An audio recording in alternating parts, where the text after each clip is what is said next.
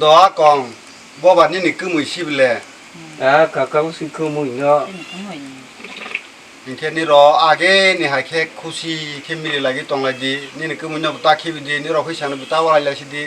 กระซังแค่หนักทอแค่ตรงละดีเส้นกระซังคนละ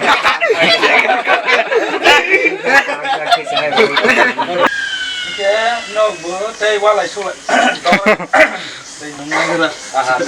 แค่นอกเบอร์ว่าอะไรสู้เลยตั้งสิดีนอกเราก็ทางกันเตแค่ร้อนชอบมาทักอะไรสินายเนี่ยขอถ้าจะห้องต้องใช้คอไปใช้แค่บุตรเอามาบานนอกกาชาชิบแลบุกมือบุปรางรอหาอะไรมาตรงไรแน่บุกข้าหายเรามาตัวยางั้นบื้อลายกุละหาบุยก็จะให้หมอกนี่ตาพอมาสั่งที่เราตั้งแล้วตั้งหลายสิ่งเรียกเราได้ตัวมั่งไหนแล้วพอตัวมั่งไหนละใครก็ชี้ชัดไปสองรอบห้องก็เลยสิขายเนี่ยบ้านเราเนี่ยเอาสิบัวสมุนไพรเราเรา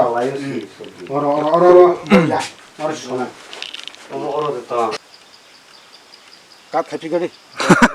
ลูกผู้สุดนะโอารนี่สิลูกผู้ชายนี่สิโอมาคิดทางดิถ้าจะห้องต้องใช้คอเนาะแอคชั่นอากรเห็นลามาเราให้เราคิดมีเราจัดแจ้งระเป็นบุษทันจ้าครับเราเราสิแอคชั่นที่เราสมมติเราสุดพาร์ซนาลิตี้ใช่ไหมท่านนายบ่อยเลยคือมาทางยาสามัญพาร์ซนาลิตี้ว่าลูกผู้ชายผู้ชายนั่งกับลูกกระต่ายใช่ไหมเนี่ยพวกเราต้องรู้ให้ตรงนี้เพราะว่าคือเสียงกระตุ้นที่เราพบกันแล้วได้ยังไงตัวสังกัดตรงนั้น